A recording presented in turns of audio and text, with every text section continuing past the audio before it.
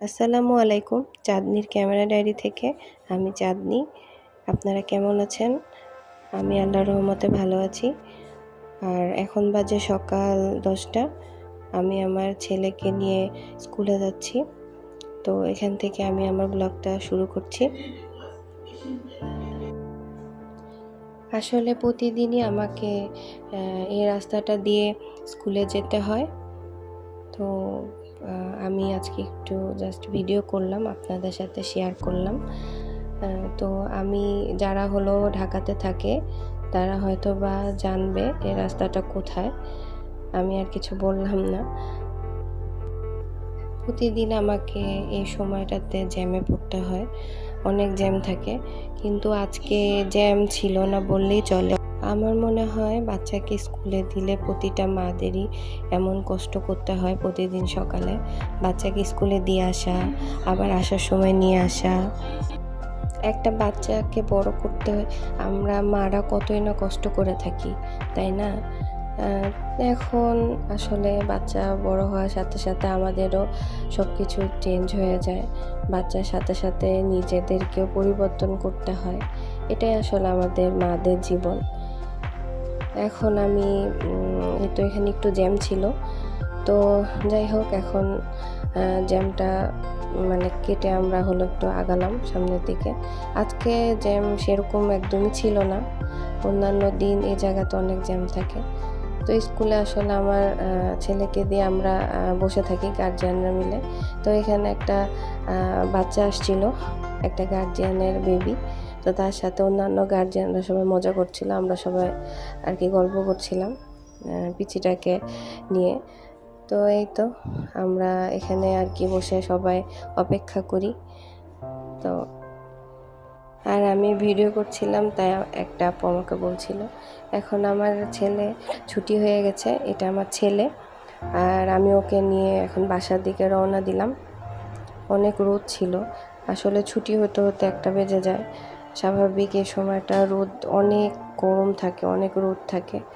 তো আমাদের এই রোদের ভিতরে প্রতিদিন আসতে হয়, কি করা যাবে, কিছুই আসলে করার নেই। এভাবেই আসলে চলাফেরা করতে হয় সবাইকেই আসলে কষ্ট করতে হয় জীবনে।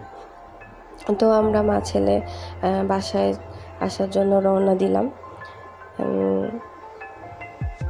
স্কুল থেকে যাওয়ার সময় এই রাস্তাটা দিয়ে প্রতিদিন আসলে যাওয়া হয় না, মাঝে মাঝে যাওয়া হয়। মেন রাস্তা দিয়েই যাওয়া হয় বেশি। তো আজকে মেন রাস্তাটাতে বেশি জ্যাম ছিল, তো রিকশাওয়ালা মামা এদিক দিয়ে নিয়ে গেল। তো যাই হোক এখন আমি বাসায় চলে আসছি। আমি স্কুল থেকে আসার সময় রাস্তা থেকে এই জুকিনি আর কি এটা কিনেছি। তো আমি আসলে আগে কখনো এটা কিনি নাই, আর কখনো রান্নাও করি না। আপনারা আমাকে একটু জানাবেন তো এটা খেতে আসলে কেমন।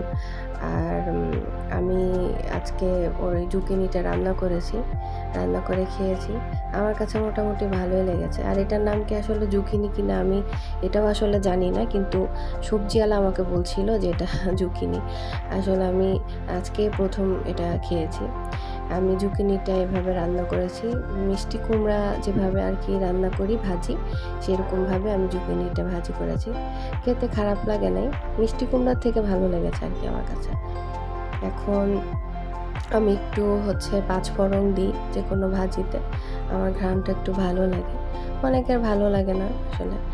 আর আমি জুকিনিটাতে মানে একটু চুচা রেখেছি, এটা নাকি এভাবেই আমাকে সবজিওয়ালা বলেছে যেভাবেই আর কি খেতে হয়। তো এই তো আমি এভাবে রান্না করেছি। আর এই যে আমাদের প্রতিদিন আমাদের মেয়েদের এই কাজগুলো তো করতেই হয়, থালা বাসন ধোয়া।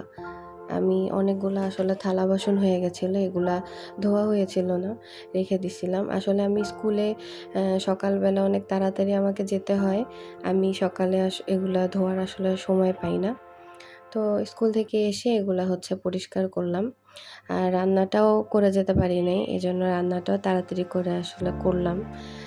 এই তো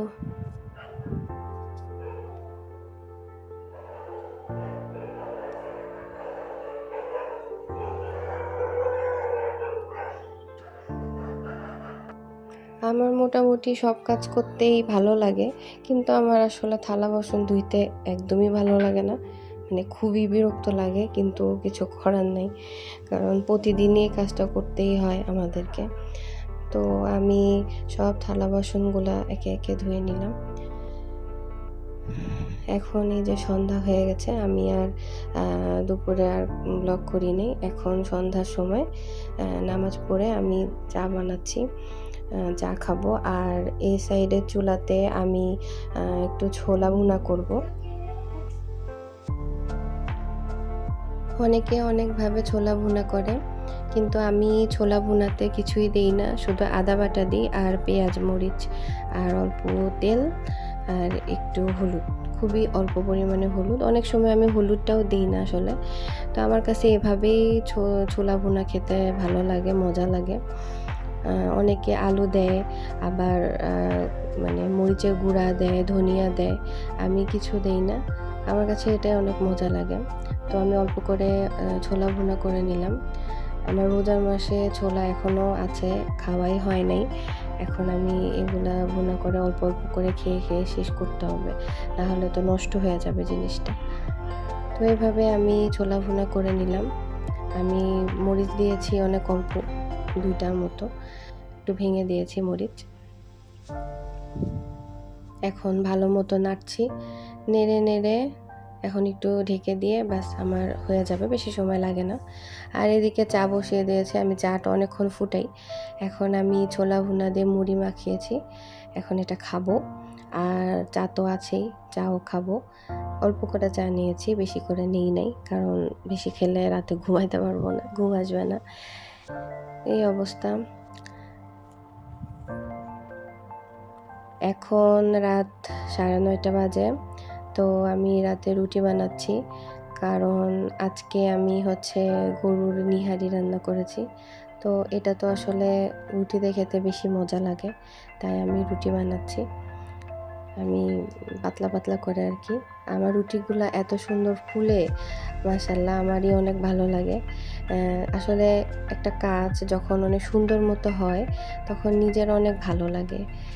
আমি যে কোনো রান্না করলে যদি অনেক মজা হয় খেতে, আমার অনেক ভালো লাগে। আসলে বাকিও যদি খেয়ে বলে ভালো হয়েছে, তাহলে আমার অনেক ভালো লাগে। তো আমি এভাবে করে কয়েকটা রুটি একে একে ছেঁকে নিব। কিন্তু রুটিটা আমি না 2বার 3বার করে তোলার চেষ্টা করছিলাম, কেন জানি উঠতেছিল না। তো আমি এই নিহারিটা একটু গরম করে নিলাম, নিয়ে এখন খাওয়া দাওয়া করব। আর এই ব্লগ আমি আজকে সারাদিন যা করেছি সবই আপনাদেরকে দেখালাম। আর এখন এই যে খাওয়া দাওয়া করব, করে ঘুমিয়ে যাব। তো আপনারা সবাই ভালো থাকবেন আর আমার পাশে থাকবেন। আল্লাহ হাফেজ।